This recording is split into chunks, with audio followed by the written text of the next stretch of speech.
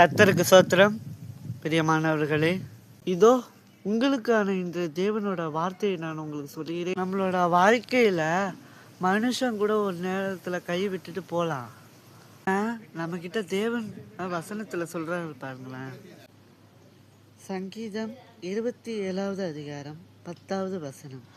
என் தகப்பனும் என் தாயும் என்னை கைவிட்டாலும் கர்த்தர் என்னை சேர்த்து கொள்ளுவார். பாருங்க, உலகம் உன்னை மறந்தாலும் அவர் சொல்றாரு, நீ தனிமையில் இல்லை, நான் உன் கூட இருக்கேன். அதான் பாருங்களேன், கர்த்தர் உன்னையும் என்னையும் தம் அன்பின் கரங்களினால அணைத்து கொண்டிருக்கிறார். பாருங்க, நீ கைவிடப்பட்டவன் இல்லை, தேவன் சொல்லுகிறார், வேதம் சொல்லுகிறது. பாருங்க பிரியமானவர்களே, இன்றைய தேவன் நம்மளோட பேசிய வார்த்தை, நம்ம யாரும் இல்லைன்னு சொல்லி கவலைப்பட தேவையில்லை. நம்ம கூட தேவன் இருக்கிறான்ற வைராக்கியத்தோட நம்பிக்கையோட ஆராதிக்க, நம்ம துதிக்கிறதுக்கு நம்ம வல்லமை உள்ளவராக இருக்கிறார் தேவன்.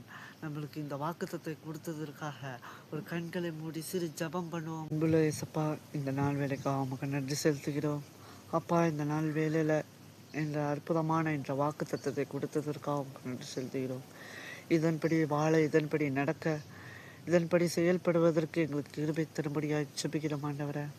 அப்பா, இதனோடு எங்களோட பேசும்படியாக ஜெபிக்கிறோம். ஒவ்வொரு மனதிலுக்கும் போய் பேசும்படியாக ஜெபிக்கிறோம் ஆண்டவரே.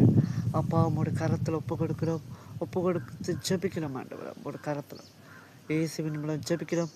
ஜீவனுள்ள நல்ல பிதாவே, ஆமென். சோத்திரம். அடுத்த வசனத்தில் நான் உங்களை மீட் பண்ணுறேன். பாய். கர்த்தர் உங்களை ஆசீர்வதிப்பாராக. ஆமென்.